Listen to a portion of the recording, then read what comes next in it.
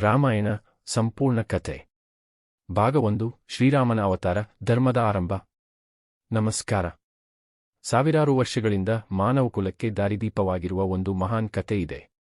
ಅದು ಕೇವಲ ಒಬ್ಬ ರಾಜನ ಜೀವನಚರಿತ್ರೆಯಲ್ಲ. ಅದು ಧರ್ಮದ ಕಥೆ. ಅದು ತ್ಯಾಗದ ಕಥೆ. ಅದು ಪ್ರೀತಿ, ನಿಷ್ಠೆ, ಕರ್ತವ್ಯ ಮತ್ತು ನ್ಯಾಯದ ಅಮರ ಸಂದೇಶ. ಈ ಕಥೆಯ ಪ್ರತಿಯೊಂದು ಅಧ್ಯಾಯವೂ ಮಾನವ ಜೀವನಕ್ಕೆ ಒಂದು ಪಾಠವನ್ನು ನೀಡುತ್ತದೆ. ಇದು ಯುಗಗಳು ಕಳೆದರೂ ತನ್ನ ಪ್ರಭಾವವನ್ನು ಕಳೆದುಕೊಳ್ಳದ ಮಹಾಕಾವ್ಯ. ಇದು ಶ್ರೀರಾಮನ ರಾಮಾಯಣ. ಇಂದು ನಾವು ತ್ರೇತಾಯುಗಕ್ಕೆ ಪ್ರಯಾಣ ಮಾಡೋಣ. ಒಂದು ಅಂತಹ ಕಾಲಕ್ಕೆ ಅಲ್ಲಿ ಧರ್ಮವು ಜೀವನದ ಉಸಿರಾಗಿತ್ತು.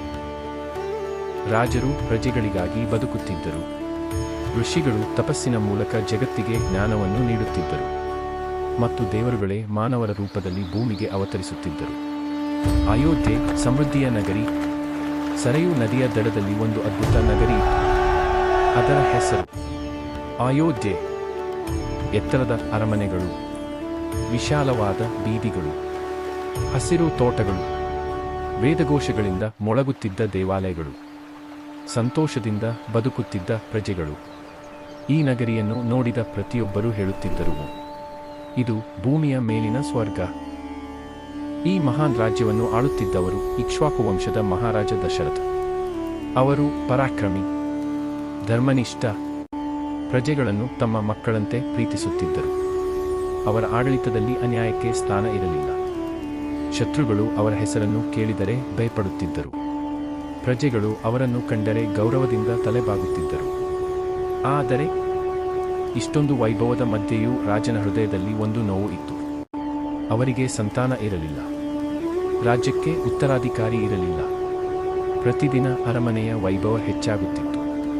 ಆದರೆ ರಾಜನ ಮನಸ್ಸಿನ ಖಾಲಿತನ ಮಾತ್ರ ಕಡಿಮೆಯಾಗುತ್ತಿರಲಿಲ್ಲ. ಒಂದು ನಿರ್ಧಾರ. ಅದು ಇತಿಹಾಸವನ್ನು ಬದಲಿಸಿತು. ಕೊನೆಗೆ ರಾಜ ದಶರಥರು ತಮ್ಮ ಗುರುಗಳ ಮತ್ತು ಮಹರ್ಷಿಗಳ ಸಲಹೆಯನ್ನು ಕೇಳಿದರು. ಅವರು ಹೇಳಿದರು, ಪುತ್ರಕಾಮೇಷ್ಟಿ ಯಾಗವನ್ನು ನೆರವೇರಿಸಿ. ದೇವರ ಕೃಪೆಯಿಂದ ನಿಮಗೆ ಪುತ್ರರ ಭಾಗ್ಯ ದೊರೆಯುತ್ತದೆ. ರಾಜನು ಸಂತೋಷದಿಂದ ಸಮ್ಮತಿಸಿದರು. ದೇಶದ ಮೂಲೆ ಮೂಲೆಗಳಿಂದ ಮಹರ್ಷಿಗಳು ಆಗಮಿಸಿದರು. ಯಜ್ಞವೇದಿಯ ಸುತ್ತ ವೇದಮಂತ್ರಗಳು ಮೊಳಗಿದವು. ಪವಿತ್ರ ಅಗ್ನಿ ಪ್ರಜ್ವಲಿಸಿತು. ದೇವತೆಗಳಿಗೆ ಆಹುತಿಗಳನ್ನು ಅರ್ಪಿಸಲಾಯಿತು. ಇಡೀ ಅಯೋಧ್ಯೆ ಭಕ್ತಿಯಿಂದ ತುಂಬಿತು. ಯಜ್ಞ ಪೂರ್ಣಗೊಂಡ ಕ್ಷಣದಲ್ಲಿ ಅಗ್ನಿಯಿಂದ ಒಂದು ದಿವ್ಯ ಪುರುಷನು ಪ್ರತ್ಯಕ್ಷನಾದನು. ಅವನ ಕೈಯಲ್ಲಿ ಒಂದು ಬಂಗಾರದ ಪಾತ್ರೆ ಇತ್ತು. ಆ ಪಾತ್ರೆಯಲ್ಲಿ ದೈವಿಕ ಪಾಯಸವಿತ್ತು. ಅವನು ಹೇಳಿದನು, ಇದನ್ನು ನಿಮ್ಮ ರಾಣಿಯರಿಗೆ ನೀಡಿ. ದೇವರ ಆಶೀರ್ವಾದದಿಂದ ಲೋಕಕ್ಕೆ ಮಹಾನ್ ಪುತ್ರರು ಜನಿಸಲಿದ್ದಾರೆ. ಇದು ಕೇವಲ ಒಂದು ವರವಲ್ಲ. ಇದು ಧರ್ಮದ ಹೊಸ ಅಧ್ಯಾಯದ ಆರಂಭವಾಗಿತ್ತು. ದಿವ್ಯ ಜನನ.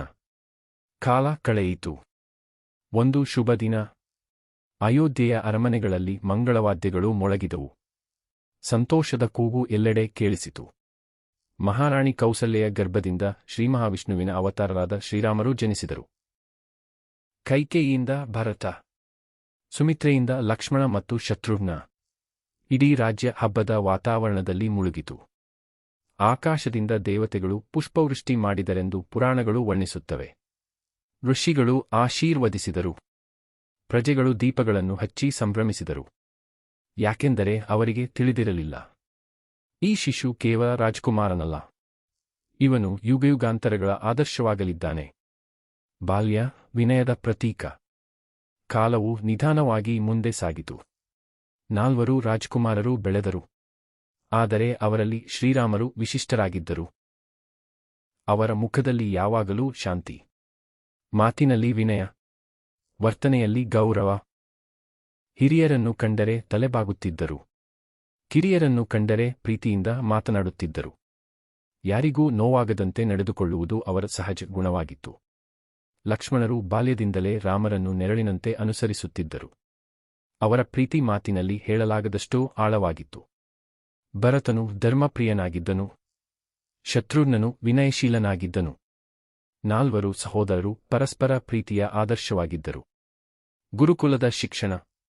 ರಾಜಕುಮಾರರಾಗಿದ್ದರೂ ಅವರಿಗೆ ವೈಭವದ ನಡುವೆ ಮಾತ್ರ ಜೀವನ ಇರಲಿಲ್ಲ. ಅವರನ್ನು ಗುರುಕುಲಕ್ಕೆ ಕಳುಹಿಸಲಾಯಿತು. ಅಲ್ಲಿ ಅವರು ವೇದಗಳು, ಉಪನಿಷತ್ತುಗಳು, ಧರ್ಮಶಾಸ್ತ್ರಗಳು, ರಾಜ್ಯನೀತಿ, ಧನುರ್ವಿದ್ಯೆ ಮತ್ತು ಆತ್ಮಸಂಯಮವನ್ನು ಕಲಿತರು. ಜ್ಞಾನವು ಕೇವಲ ಪುಸ್ತಕಗಳಲ್ಲಿ ಇರಲಿಲ್ಲ.